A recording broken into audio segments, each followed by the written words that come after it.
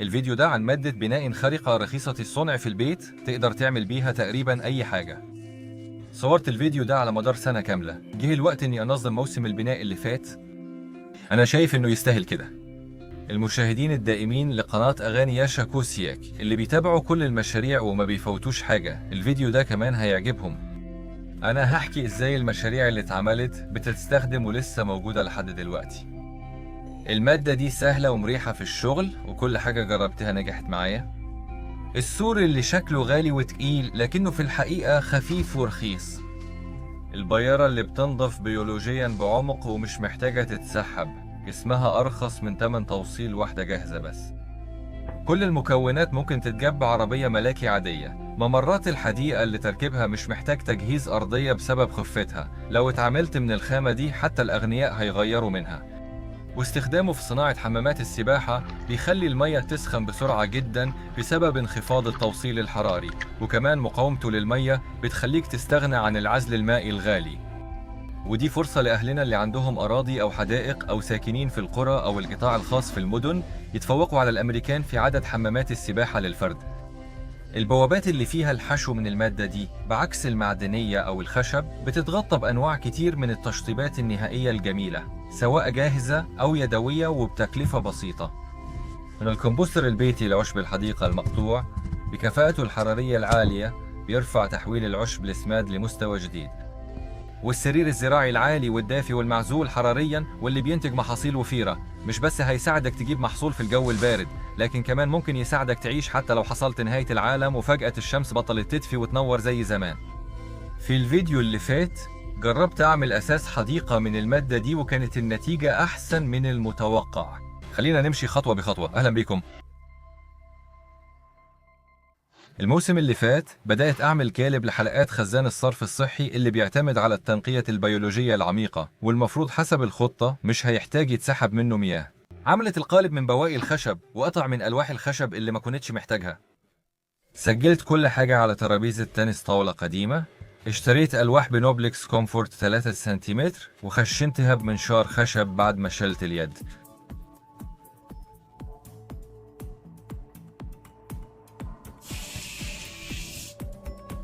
لزقت لوحين مع بعض بالطول. استخدمت لاصق مخصوص للصق ألواح الصوف المعدني والبوليسترين على واجهات المباني اللي محتاجة عزل، وكمان بيستخدموه لعمل طبقة تسليح أساسية على سطحهم.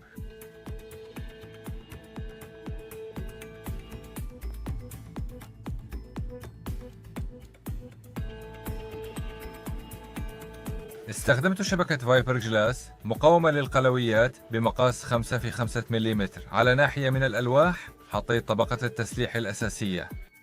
كل الحاجات دي موجودة في أي محل أدوات بناء. القالب اللي عملته لفيته حوالين قالب المصفوفة وثبته بخشب رأسي. مادة البينوبلكس قوية جدا في التحمل للضغط، وعلشان كده بتستخدم كتير في عزل الأرضيات. بيحطوها تحت طبقات خرسانية تقيلة من غير مشاكل، لكن هي هشة شوية لو اتعرضت للانحناء. في ظروف معينة ممكن نعوج العزل.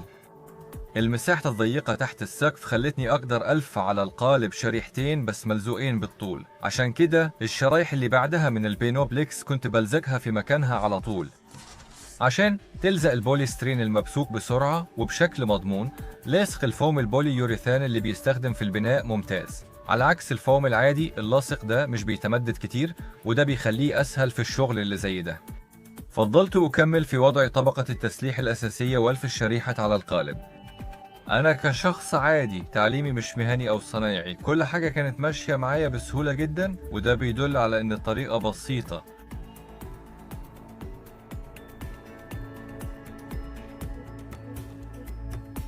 في الجو الدافي طبقة التسليح اللي سمكها كام ملي بس بتجف بسرعة. العصيان اللي بتثبت الشكل ما بقتش لازمة.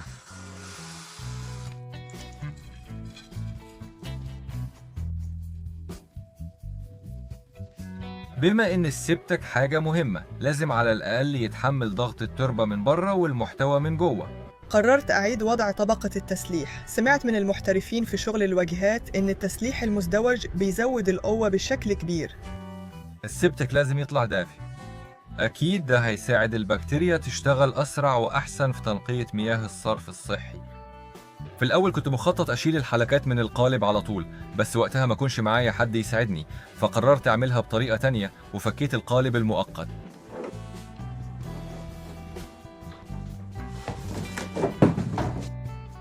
يعني يشوف الجمال.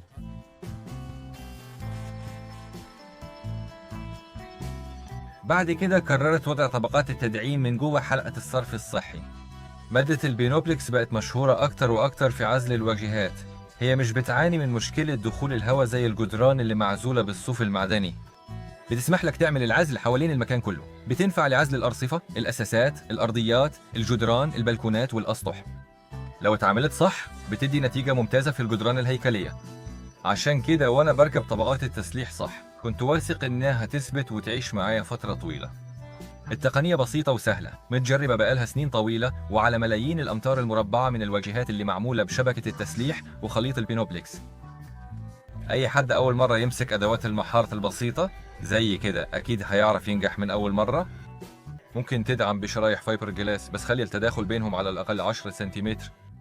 الدوائر دي تكلفتها أقل من تكلفة توصيل وتنزيل حلقات الخرسانة التقليدية لوحدها، لأن حلقات الخرسانة بتحتاج خدمات معدات ثقيلة غالية. كل مكونات الحلقات دي ممكن تجيبها بعربيتك الملاكي. بعد أول حلقة قدرت أعمل العدد اللي محتاجه منهم في كام يوم من غير تعب كبير.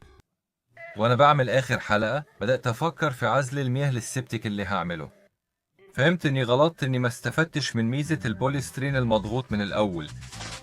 يعني تقريبا مش بيمتص مياه، وده معناه مقاوم للمياه 100%. يا خسارة، الفكرة الحلوة دايما بتيجي متأخر. بعد ما أخدت نفسي شوية وعملت كمان شوية حاجات بنفس الطريقة دي ودي هحكي عنها بعدين، بدأت أشتغل على تصنيع سبتيك دافئ ومحكم العزل من الأول.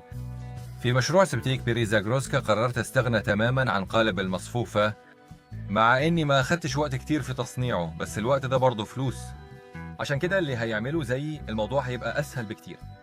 بمساعدة قطعة شبكة مؤقتة كنت بقدر أعمل قطع فوم منحنية جاهزة.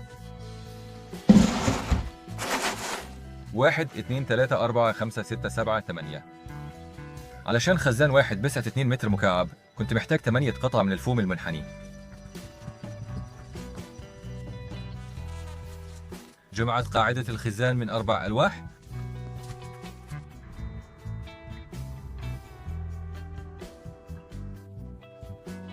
قصيت الزيادة من الغراء اللي كان بارز، وباستخدام قطعة خشب زي البرجل رسمت دايرة قطرها 1.5 متر. القلم اللي ثبتوه كان بيضغط على الخامة أكتر من الرسم عليها، بس الخط كان باين وده الأهم. الفوم العازل مش بيسمح للمية تعدي، لكن الفواصل الملزوقة بغراء الفوم البولي يوريثان ممكن تسرب المية. عشان كده كان في خيار أستخدم غراء ما يعديش المية بس غراء الفوم أسرع وأسهل. علشان كده قررت أستخدم كمية قليلة جدا من العزل المائي وأعزل بس الفواصل بس. العزل المائي المقاوم للرطوبة سعره مش غالي وبيحمي بس من الرطوبة. ممكن تستخدمه مثلا على حيطان الحمامات قبل ما تركب البلاط. هي معمولة لعزل الأماكن اللي فيها رطوبة. هنا كان لازم نستخدم العزل المائي المقاوم للمياه. النوع ده بالذات بيتستخدم في إنشاء الخزانات، محطات المعالجة، جوه حمامات السباحة وخزانات المياه. لو كنا عزلنا بيها السطح السباكتيك كله كان هيكلف كتير جدا. تجميع الألواح الخفيفة بشكل دايرة على الخط كان سهل. كنت جربت بنفسي غلو العزل المائي المرن المكون من عنصرين لما كنت بعزل سطح أرضية البلكونة المفتوحة في بيتنا الرئيسي. بعد الشغل فضلت شوية عزل مائي. قررت إن الكمية دي هتكفي أعزل كل فواصل البيارة اللي هعملها.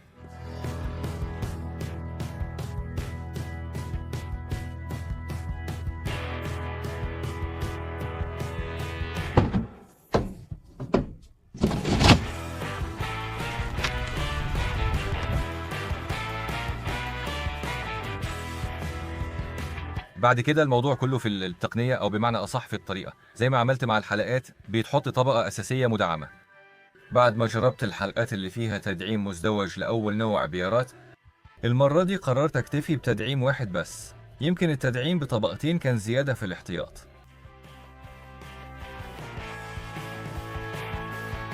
العائد من القناة تقريبا مش موجود، عشان كده هكون ممتن جدا لدعمكم لطرق التوفير اللي حاولنا نطبقها على قناة أغاني ياشاكو سياك. تقدروا تعملوا كده من خلال زر الرعاية هنا على يوتيوب، والمشاهدين من روسيا يقدروا يدعموا المشاريع عن طريق خدمة بوستي. سبت الرابط تحت الفيديو.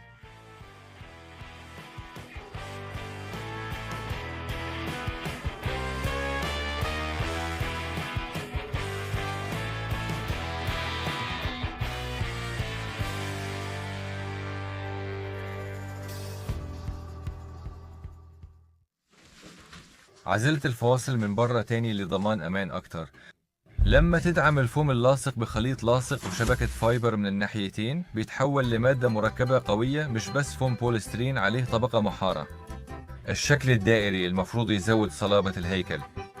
وأنا بدرس موضوع معالجة وتنقية مياه الصرف الصحي، فهمت إن في محطات المعالجة البيولوجية الجاهزة الجزء الأكبر من التكلفة بيكون بسبب الخزان البلاستيك الكبير. المفروض الطريقة دي تخليني أوفر كويس. على فكرة المحطات الجاهزة والمصنعة أسعارها زي الصواريخ الفضائية. في محطات المعالجة البيولوجية العميقة البكتيريا هي اللي بتنقي المياه وبتحب الدفء، عشان كده العزل الحراري العالي للفوم هو اللي محتاجينه. محطة المعالجة المصنوعة من مادة مركبة دافئة لازم تشتغل بكفاءة في الجو البارد زي الدافي. كنت متأمل إني أقدر أعمل محطة معالجة بمواصفات أحسن من الجاهزة، والأهم إنها تكون أرخص بكتير. الشكل فيه تفاصيل معقدة زي الحشو الفرشاة ومواسير بولي بروبلين وكمبروسر تهوية ضعيف، بس كل ده سهل ومفروض تكلفته قليلة جدا. في الفترة الأخيرة نهر سوج اللي جنب قريتنا بقى بيغرق بشكل غير طبيعي، وكمان بشكل متكرر وقوي، وكمان حتى في الشتاء. من فترة قريبة كان الواحد بيزعل لما يبص على نهرنا لأنه كان نشف جدا، لكن دلوقتي كل حاجة اتغيرت تماما. النهر بقى مليان مياه جدا، ونهر سوج بيصب في نهر دنيبر، وكأن دنيبر متسند بسد. الثلج في الشتاء ما كانش كتير، لكن الفيضان في الربيع كان قوي وطول، وارتفعت المياه الجوفية جدا. وحتى الأبو اللي تحت بيتنا اللي مش غويط قوي كنا بنضطر ندخله بالجزمة الطويلة بتاعة الصيادين علشان نوصل للمخللات والحاجات اللي مخزنينها. حتى لما بدأ الصيف المياه الجوفية فضلت عالية، وما قدرتش أبدأ شغل الأرض خالص. كنت متحمس أجرب الخزان الصحي، تركيبته في الأرض زي ما المفروض كان مستحيل في الوقت ده، فقررت أعمل أول اختبار للضيق بتاعه فوق السطح. عشان كده اخترت مكان في الحوش ما يعطلش حد.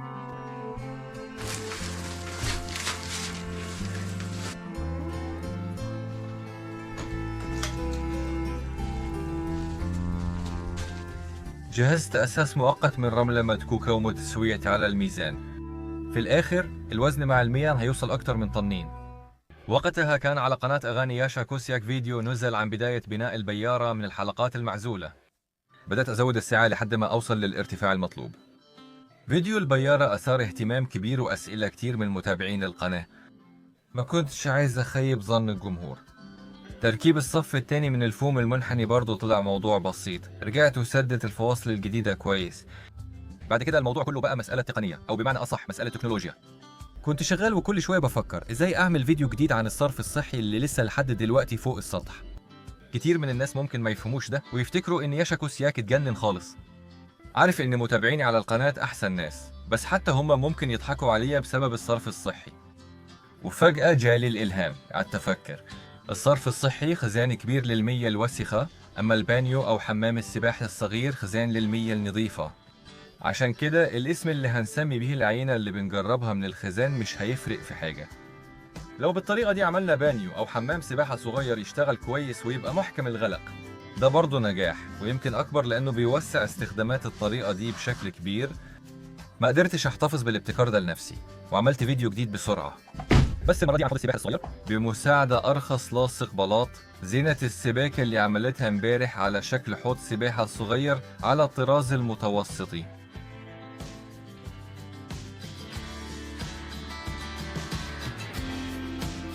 مراتي وبنتي ساعدوني في الدهان، مليت المية. فجأة بقى عندنا في الحوش حوض سباحة صغير ممتاز. طلعت الحوض محكم تماما وبيشيل 2 متر مكعب مية، قوي جدا، وتكلفته بسيطة وسخن. المية فيه كانت بتسخن بسرعة في الأيام المشمسة، وما كانتش بتبرد تقريبا في الليالي الباردة. المشاهدين اللي استنوا فيديو الصرف الصحي الدافي شافوا فيديو الحوض وفهموا إن الطريقة فعالة جدا. على نص الصيف تقريبا منسوب المية الجوفية أخيرا نزل، وفي نفس الوقت الصرف الصحي القديم بتاعنا اشتغل بالعافية. الموضوع بقى أهدى شوية، وأنا ارتحت وقررت أجل الشغل الثقيل في الأرض للموسم الجاي. وقت نزول الفيديو ده المكان بيعدي اختبارات الشتاء. لو الحوض ده بيستخدم كحمام سباحة أو مسبح أو حتى خزان للري لازم يتفضى في الشتاء. لسه مفيش صنبور تحت، كنت بفضيه بمضخة غطسة اسمها روتشيك. مع الخزان ده حتى العشب بقى لونه أخضر أكتر. وده بقى المشروع اللي عملته وأنا باخد نفسي بين تركيب الحلقات وخزان الصرف الصحي. عملت مسبح صغير، ده كومبوستر للعشب المقصوص، وكان من الأول متصمم إنه يكون كومبوستر. جربت ثني الفوم بشبكة مؤقتة ملزوقة عليه وبزاوية قريبة من القائمة. الكومبوستر اللي معمول من ألواح الخشب باظ تقريبا بالكامل في وقت قصير نسبيا. ده مش أول كومبوستر لينا، دايما بنعيد تصنيعه مع إن عندنا 2 كومبوستر شغالين. زهقت إني أعملهم كل مرة من الأول. قررت أصمم كومبوستر يعيش أكتر من 50 سنة زي عمر البينوبلكس. 50 سنة تقريبا ده أقصى مدة، حتى أكتر واحد بيحب الزراعة بيقضيها في هوايته طول حياته. الشباب عادة مش بيزرعوا. الواحد بيبدأ يحب الأرض أكتر مع السنين، كل ما يكبر كل ما ينجذب ليها أكتر. ده مثال واضح على الجاذبية الأرضية. الهدف بسيط، كومبوستر واحد يدوم العمر. احنا مش أغنياء نعيد كل حاجة من الأول دايما. وكان للمشروع هدف تاني كمان، إننا نطلع بكومبوستر بمواصفات فريدة. بعد مراقبة طويلة لتحلل العشب وباقي المواد العضوية في صناديق الكومبوست، لاحظت إن العملية كويسة في النص لكن بتقل على الأطراف. ده بيحصل علشان الألواح اللي فيها فتحات مش بتقدر تمنع تبخر الرطوبة بشكل كافي. في البيئة الجافة البكتيريا بتبطل تشتغل، علشان كده كل ده بيحصل. البينوبلكس تقريبا مش بيمتص أو يسمح بمرور الرطوبة، المفروض يغير كل حاجة. وفكرت كمان إن الكومبوستر المعزول هيساعد البكتيريا تعيد التدوير أسرع في البرد، وده يسرع إنتاج كومبوست عالي الجودة. زي الحلقات، استخدمت بينوبلكس للكومبوستر بسمك 3 سنتيمتر. مع إن السمك ده شكله بسيط، لكن المادة دي ليها مواصفات حرارية قوية جدا. ال3 سنتيمتر دول بيساووا مواصفات العزل الحراري لخشبة جافة سمكها 17 أو 18 سنتيمتر، أو حيطان طوب بسمك أكتر من طوبتين. وده مش خيال، دي تكنولوجيا حديثة.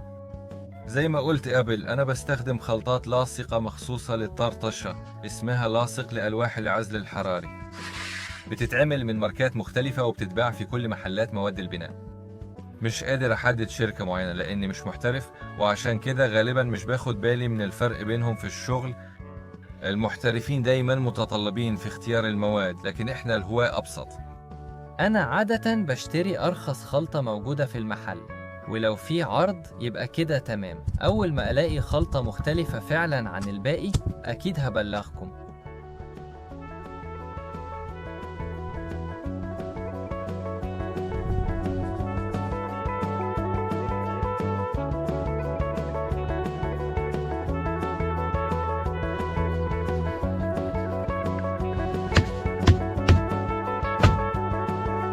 عملت الحواف بتاعة الفتحة والغطا في الكومبوستر من مواسير الصرف الصحة مقاس 50. هي رخيصة وبتدي شكل نهائي كويس للمنتج. قصيت الشنابر والمقبض من نفس الماسورة.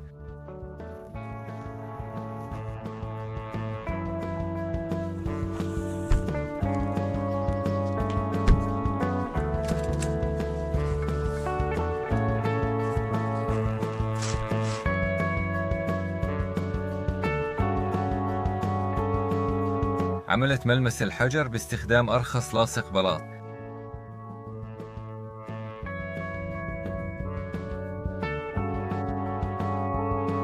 رسمت الفواصل بسلك معدن متني.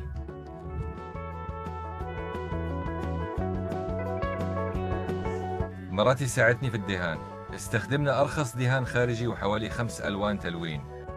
غطينا الكومبوستر بورنيش أكريليك ملون مضاد للبكتيريا للحجر.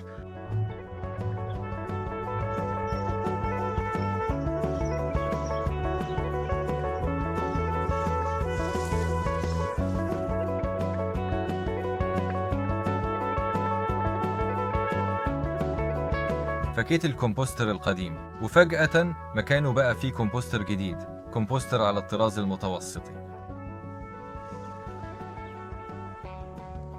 الكومبوست سخن لحد 70 درجة، وده مش هزار، حتى اضطريت ابرده.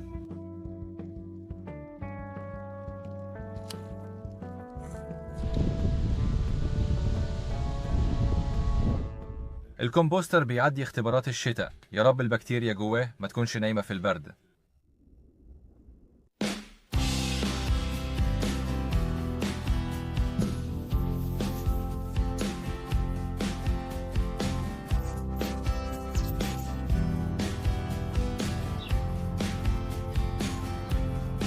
الطريقة دي في عمل القطع المسطحة دي تعتبر رياضة خفيفة ولطيفة. عرض القطعة 2 متر. عشان أروح كل الأماكن كنت دايما أوازن نفسي فوق السطح على لوح. وقت تدعيم الأسطح المسطحة الجاذبية الأرضية بتساعدنا، والشغل ده يقدر عليه مش بس أي واحد كبير عمره ما مسك أدوات أو شغل معجون، لا حتى العيال يقدروا يعملوه.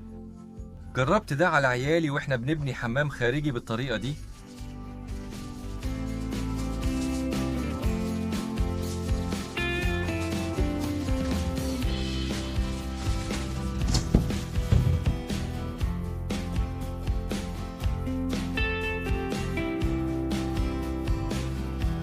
قررت اطور بواباتنا القديمه اللي كنا عاملينها وبتفتح وتقفل بالسحب.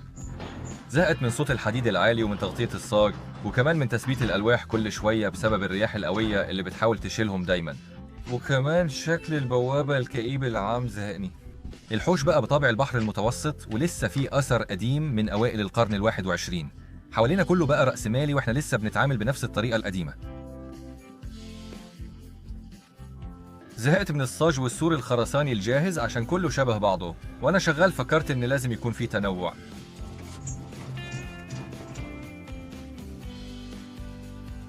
في خلطات اللصق للعزل الحراري فيه بوليمرات والاسمنت القديم المعروف. البوليمرات مسؤولة عن الالتصاق القوي بالفوم، والاسمنت مسؤول عن القوة العامة. زي المعروف الخلطات الاسمنتية بتوصل كامل قوتها بعد 28 يوم. عشان كده لو قدرت تقطع المادة دي بعد ما تنشف لأول مرة بمشرط البناء حتى لو بالصعوبة، ده مش معناه إنها هتفضل كده بعد 28 يوم. نقصيت اللوح على مقاس البانل ولصقته بنفس لاصق البوليوريثان الرغوي على هيكل الباب. ممكن حد يسأل نفسه ليه يا شاكوسياك عمل باب بجراج دافي كده؟ حتى لو الباب مش بيستفيد من خاصية العزل الحراري القوية للفوم، لكنه بيستفيد من متانته الفطرية ومقاومته للأحياء الدقيقة وأمانه. وطبعا كمان لما بيتدعم من الناحيتين بيبقى مادة مركبة قوية وموثوقة، وسطحه المعدني ممكن تدهن عليه أنواع كتير من التشطيبات النهائية بأي لون أو شكل أو ميزانية. قررت ما أزينش الباب على ستايل البحر المتوسط بحجر طبيعي. الحجر والأبواب مش متوافقين قوي مع بعض، لكن الخشب مع الباب موضوع تاني، بس ده تقليدي قوي. المرة دي اخترت غطاء جاهز من رمل ملون اللي كان لازم اخلطه مع قاعدة اكريليك. بصراحة ندمت، سعره غالي وما استمتعتش وانا بشتغل بيه، مش سهل لغير المحترفين.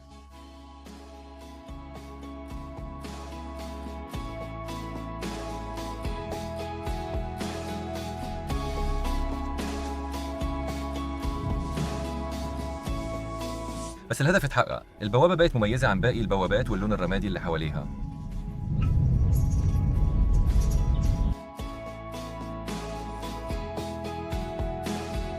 جربت الحشوة الجديدة للبوابة في عز الشتاء وكل حاجة تمام، بس ضوء الشمس الجانبي الواطي في الشتاء هو اللي بيكشف أخطائي في وضع الطبقة النهائية. بس ده ما بيأثرش على المتانة أو العمر الافتراضي خالص. بفضل التقنية الجديدة والبسيطة، المنشآت المعمارية الصغيرة في الحوش بقت تظهر كتير. قبل كده اتعمل حمام خارجي ودوش صيفي، قدام عنيكم اتعملت البانيو والكمبوستر. عشان كده قررنا نوسع شبكة ممرات الحديقة اللي هتودي للمنشآت الجديدة. بيستخدموا البوليسترين المضغوط بشكل واسع في بناء الطرق، بيحطوها حتى تحت مدارج الطيارات، وبيستخدموه كمان في عمل الأرصفة، أماكن الانتظار والممرات. هو بيمنع تجمد التربة وبيحل مشكلة انتفاخ الأرض بسبب البرد. الممر اللي عرضه زي عرض لوح البوليسترين القياسي كان ضيق، ولو عرضه قد طول اللوح هيبقى واسع قوي، لكن لما يكون عرضه 1.5 من عرض اللوح ده الأنسب. قررت أجرب الفكرة على قطعتين جاهزين، وحاولت أخلي الشغل أبسط وأسهل كمان، وكمان اشتغل مش على مستوى الأرض، لا، على مستوى أسهل وأريح، على مستوى الترابيزة. بكل سهولة حطيت الطبقة الأساسية المقوية على أول ناحية من القطعة ونقلتها على البرميل علشان تكمل تمسك. مساحة السند كانت صغيرة والقطعة تتقوست، لو سبتها كده ده هتفضل مقوسها على طول، وده مش صح. بعد ما عدلت الوضع الشبكة بدأت تتكرمش في شوية أماكن، بس مفيش مشكلة، كله سهل يتصلح. الدكة الخشب تعتبر سند أقوى من البرميل البلاستيك. الترابيزة فاضية دلوقتي علشان أشتغل على العنصر التاني. اللخبطة دي حصلت لأني ما حبيتش أخاطر وأحط القطعة اللي ما نشفتش والشبكة باينة على العشب، خفت تتفكي من الأطراف عن الفوم العازل. والشبكة اللي كانت باينة دي كنت محتاجها علشان ألف بيها القطعة المصنوعة من الفوم. بالطريقة دي كل الأطراف كمان هتكون متدعمة، ولو في حد لسه مش عارف أحب أوضح له. الجانب المسنن من المبشرة بيساعدك توزع المادة اللاصقة على السطح بشكل متساوي أكتر من الجانب الناعم، وفي نفس الوقت لازم تحاول تمسك المبشرة بزاوية واحدة مع السطح، والجانب المسنن معمول علشان كده. لو استخدمت مبشرات بأسنان مختلفة تقدر تتحكم في سمك طبقات الخليط، وكمان تغير السمك بتغيير زاوية المبشرة على السطح. ده ملاحظتي الشخصية. الشغل هنا شبه تغليف قطع الفوم في أظرف من شبكة الفايبر وخليط اللصق. طريقة التغليف المقوى.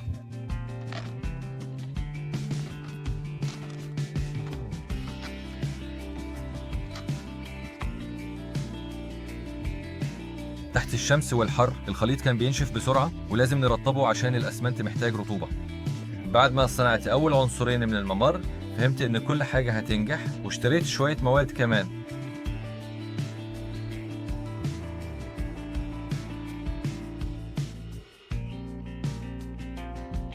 مع طريقة التليس الأفقية في أول أيام الموسم بعد توقف الشتاء الجسم بيتعود بسرعة يشتغل في الوضع ده، وبعد يومين بيبقى الموضوع سهل خالص. أنا فاهم إن في ناس لأسباب طبية يفضل ما يشتغلوش على الأرض، علشان كده اتأكدت إن ينفع نعمل الممر على مستوى الترابيزة. الطريقة دي هتناسب تقريبا كل الناس. قررت أشتغل بالطريقة اللي متعود عليها لما القطعة تكون على الأرض، غير كده هيحصل لخبطة حوالين الشبكة والشغل ابتدى يكبر. للتسوية النهائية بستخدم مشحاف عريض. هنا مش محتاجين نعومة زي الشغل الأوروبي، النعومة هنا بس على العين. وأنا بعمل حوض المسبح الصغير بتاع الصرف الصحي. فضلت عندي كام قطعة مقطوعة مدورة، استخدمت واحدة منهم للممر. قررت أول ممر مبتكر أعمله يكون رايح للحوض. اتعرفت على الخليط ده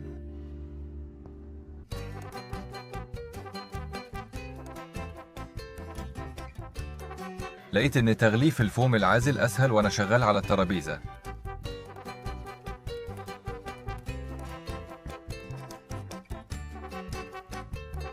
وكمان اشتغلت بالخليط ده.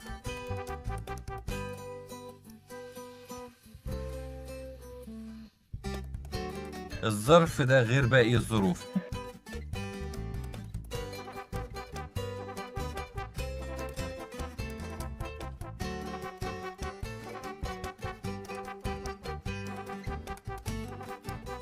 كل عنصر جديد في المسار كان بيطلع أحسن وأحسن. رسمت سكتش بسيط ونقلت العلامات على الأطراف. خلطت أرخص لاصق بلاط، فردته بطبقة متساوية على عناصر المسار، وبالمالج حاولت أديها شكل مش منتظم طبيعي.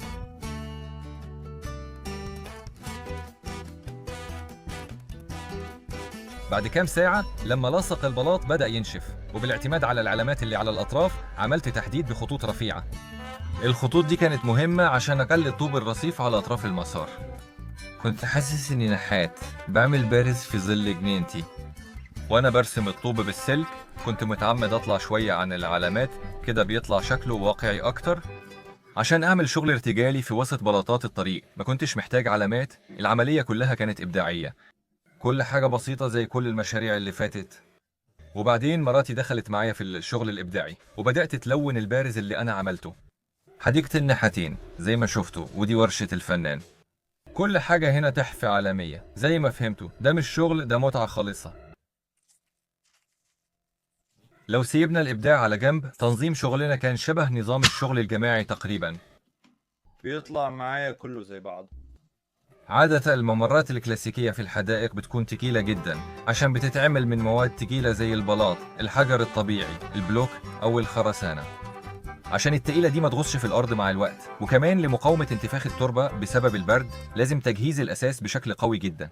ده بياخد مجهود كبير جدا ومواد بناء غالية زي الرمل، الزلط والأسمنت اللي بيتعمل بيه المونة. وتحت كل ده للأمان يفضل نحط طبقة فوم عازل ونعمل اختبار للوحة نتأكد من قوتها. دي لسه معمولة من يومين بس، ولسه اللي جاي بعد 28 يوم لما الخليط يقوى أكتر.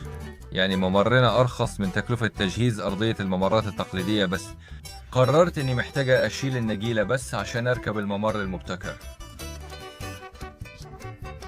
الممر ده ممكن تعمله في مكان وتنقله لمكان تاني تقريبا ببلاش باستخدام عربيتك الخاصة. يا ريتني كنت فكرت في كده من بدري، وإلا كان ممكن الرصيف حوالين مشروع بيت ب$1000 يبقى بالشكل ده.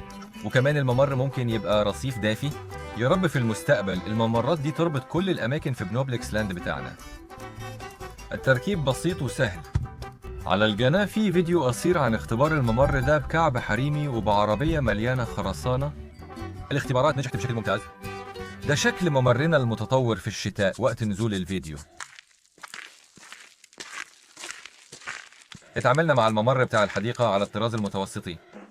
جه الوقت نتعامل مع الأسوار. كل مشروع جديد من بينوبلكس ببدأوا بمعالجته بحماس بنص المنشار خشب. يعني بديله خشونة. بالنسبة لي ده بقى زي روتين يومي. ممكن تشتري على طول العازل الخشن اسمه بينوبلكس ستينا.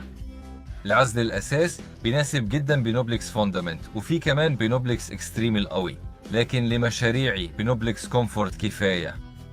بقى المشي دلوقتي أريح.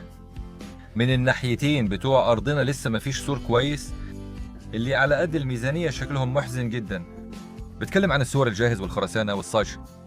سور اليورو غالي، والسور اللي من الألواح الأوروبية الملحومة غالي وبرضه مش آمن وكمان مش ريفي خالص. السور الطوب محتاج أساس شريطي جميل بس غالي جدا جدا.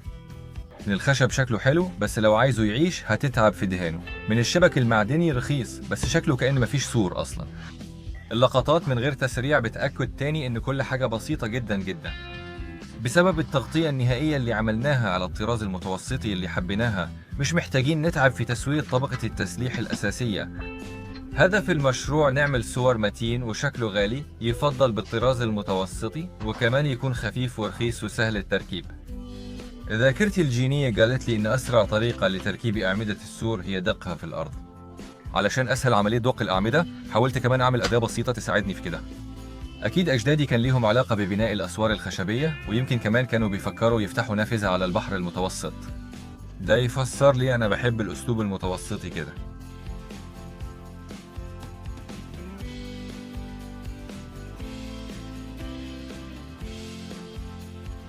قوة القطعة المدعومة من الناحيتين غير قوة القطعة المدعومة من ناحية واحدة. علم مقاومة المواد بشكل عام. والخريف بدأ يسيطر أكتر برا مع ليالي باردة ورطبة. عشان كده ما قدرتش أقرر إني أعمل ال80 متر الطوليين اللي ناقصين من السور. وكمان كان لازم أتأكد وأجرب كل حاجة كويس. عشان كده قررت أعمل سور داخلي يفصل الجنينة عن المزرعة. يا رب يسامحوني الناس اللي مش بيحبوا كل حاجة غربية.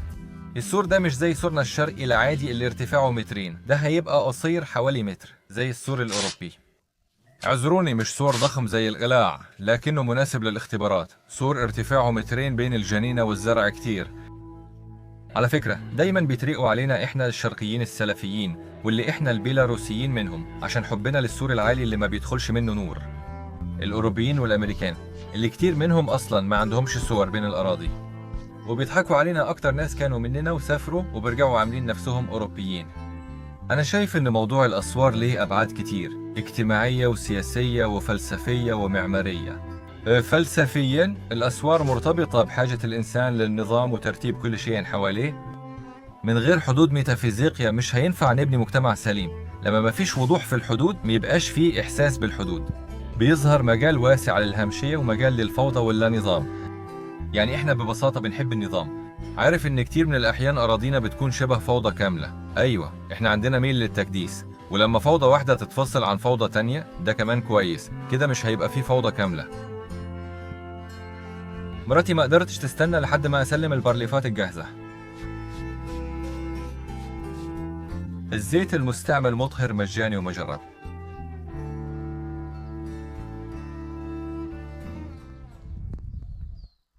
قررت إن الأجزاء الجاهزة من السور المبتكر هتكون أأمن لو سابتها في الأعمدة مش بنقط معينة، لكن على طولها كله بخشب. عشان كده سبت أماكن قدام الأعمدة من غير نقش.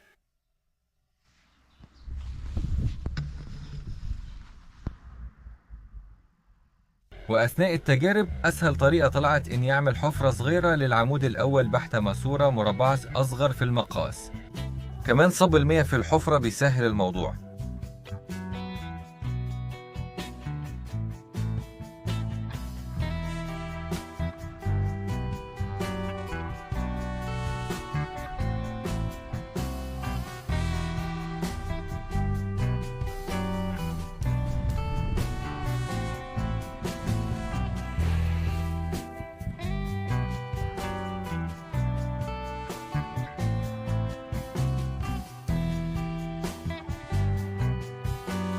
مراتي دهنت الشغل الجديد بورنيش أكريليك مطهر، وأنا دعمت الأطراف بالحديد لزيادة الأمان. الأسوار دي ممكن تتغطى بتشطيبات كتير، سواء حاجات بسيطة في البيت أو حاجات جاهزة وغالية. المفروض تعيش أكتر من 50 سنة أو أكتر. أنا شايف إن السور طلع كويس. في بينوبلكسلانديا في مشروع جديد أهو، السور بيعدي اختبارات الشتاء. وبرضه موضوعنا الزراعي ما اتحرمش من البينوبلكس.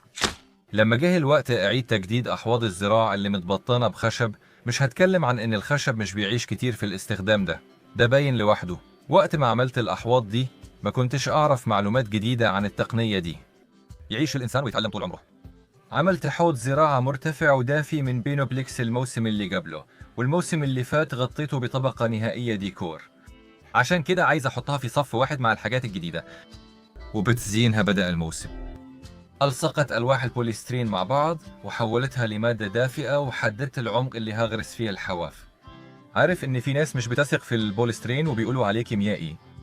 طيب تعالوا مثلا نشوف مصير غلاف البولي إيثيلين. هو مش طبيعي أصلا، بس إحنا بنغطي بيه الطماطم والخيار بحرص. في المناطق الشمالية الزراعة من غيرها أصلا مستحيلة. في صناعة الأقمشة الزراعية بيستخدموا البولي بروبيلين والبولي إيثيلين تريفتالات والبولي أميد. استغرق البشر كام سنة عشان يبطلوا يخافوا من البولي إيثيلين والأقمشة الزراعية. بدل الحمام الخارجي القديم اللي كان بايظ من زمان، بقى عندنا من حوالي 3 سنين حمام خارجي جديد معمول من الفوم بينوبلكس. عشان كده بقايا الحمام القديم استخدمت كعضوية خشنة واتحطت في قاع السرير الزراعي الجديد. التقنيات الجديدة بتحل محل القديمة في البناء. وبرضه النشارة اللي كنت مخزنها اتحطت فوق العضوية الخشنة. جمعت النشارة لخرسانة النشارة، لكن بعد شغلي بالفوم العازل لقيت إن خرسانة النشارة مش هتفيد تقنيات البناء الشعبي. ودي كنز طاقة فعلا. الكتلة الحيوية دي متخزنة من الخريف، واتعملت عن طريق فرم الفروع اللي طلعت من تقليم الحديقة بماكينة الفرم. طاقة نقية وصافية.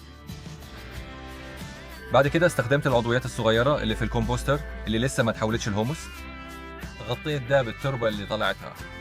فكرة عمل السرير الدافئ العالي بتعتمد على عملية تحلل العضويات الخشنة والناعمة واللي بتحصل مع إصدار حرارة. ده بيخلينا نزرع الشتلات بدري من غير قلق من الجو.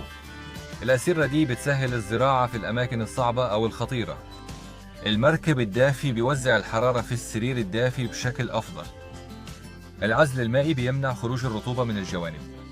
زي ما بيحصل كتير، اتأخرت في تجهيز السرير الجديد فقررت أسلمه لمراتي لسه من غير التشطيب النهائي.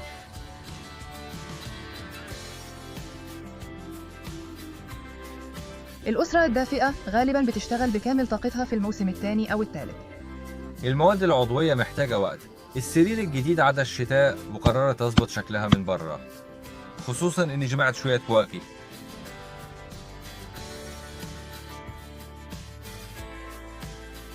ما تحكمش عليها، دي أول مرة أجرب أزينها كده. عملت كل حاجة ببساطة.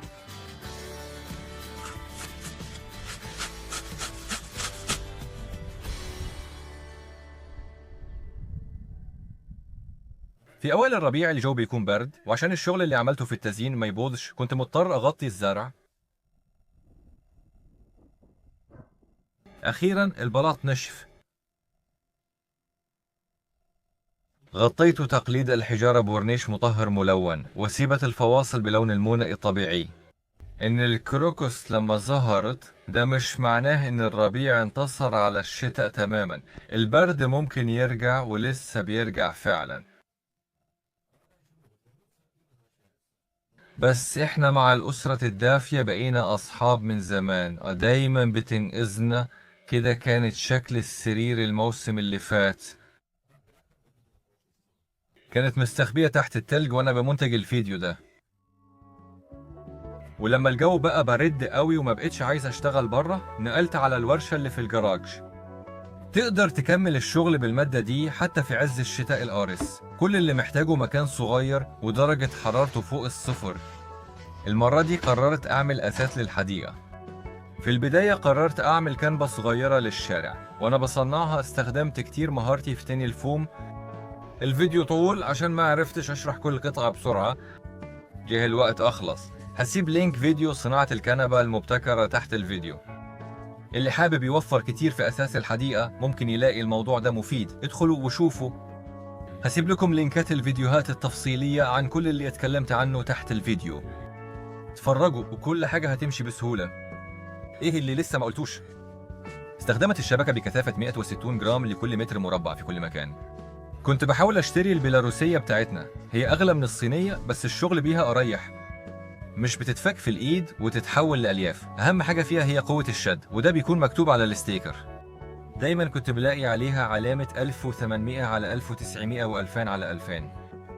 كل ما الأرقام دي تزيد الشبكة بتقوى. تقدر تشتري البينوبلكس من أي محل أدوات بناء أو أونلاين. هسيب لكم الرابط تحت الفيديو.